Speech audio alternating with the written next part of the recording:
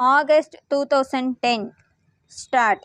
Mr. Deputy Speaker, Sir, at the outset, I thank the Finance Minister for the very good budget that he has prepared and presented to the House. So far as the question of retrenchment is concerned, I would like to suggest some measures. First of all, I think a committee should be constituted to go into the question of retrenchment, because our state is a very small state and it will not be able to meet a heavy expenditure. For example, I would request the government not to employ retired people when there are efficient people available with them. Further, I may point out that if the retired people are employed, there may not be enthusiasm for the people below to work. Then I would like to say something about the ordinance declaring a moratorium for the agriculturists. It is true that there are different opinions about it. It is said by some people that rural credit will not be there if this is to be enforced by means of an act. I shall be glad if this question is gone into carefully before we try to implement it. After such examination, if we think that it should be enforced, it may be done. Then I would request the government to postpone the installments of payment towards Takavi loans. We know that indebtedness is one of the big problems of the riots and it is necessary to improve their lot as soon as possible. At the same time, it may be said that the lot of the weavers also should be improved.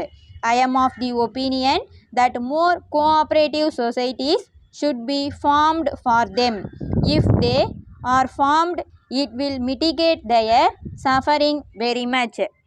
Then I have been saying again and again that tanks in all the districts should be repaired as early as possible so as to improve the supply of water. In this connection, I would like to bring to the notice of the House that the supply channels in my district have not been repaired and many tanks are in a state of disrepair. As regards agriculture, there has been a lot of havoc by pest in my district, and I am sorry to say that the staff of the agriculture department could not help the riots at the proper time. I would therefore request the government to see that there is sufficient stock of insecticides in all the depots of agriculture department. At the same time, it will be good if the government supply them to the riots at a cheap prices. It is necessary for the agriculture department to employ a large number of people to supply them in time. So far as electricity schemes are concerned, they will be a great improvement if they are extended to the villages as far as possible. I would like to point out that if agriculture is to develop, it is necessary to improve cattle wealth also. It is also necessary to see that village communications in all the districts are improved as early as possible. I now come to community projects and national extension service. I would like to say that they should be gradually extended to all the villages. In this connection, I would like to suggest that whenever the government appoint officers for these schemes, they should take care to select men with experience, ability and qualifications. The villagers must be able to understand that these officers can be easily approached, and they should also be convinced that the projects are doing some real and good service to them. Letter from the Modern Electric Company, Lucknow, to Messrs. Gopal and Company, New Delhi. Dear Sas, we thank you very much for your order for 100 pieces of Royal Electric Iron at rupees 200 per piece. But we regret to inform you that there is no stock of this brand with us at present, and the next consignment may be received only after July.